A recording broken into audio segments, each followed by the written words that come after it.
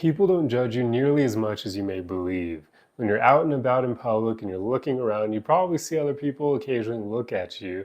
And if you have anxiety or if you have a lot of insecurities, it can be all too easy to immediately assume that they're judging you when they look at you.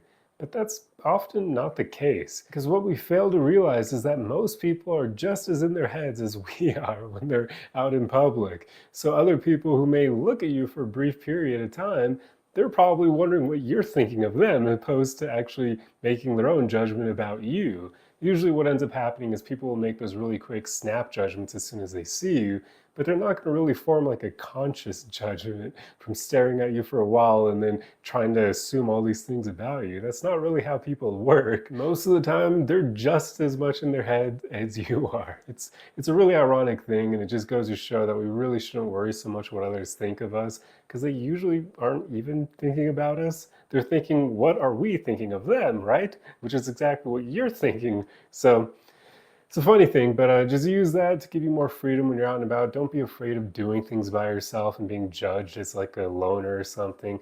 Rarely ever will people actually judge you in that way. In fact, you may even find that people will form a judgment where they're like, wow, this person actually is brave enough to do things on their own. They may admire you for that. So that even shows that rather often our negative assumptions are just ludicrous, and it's dumb that we go in that direction so often where we assume the worst instead of assuming the best. But that's just another little addendum here. For the most part, just don't worry what other people think of you, because they probably aren't.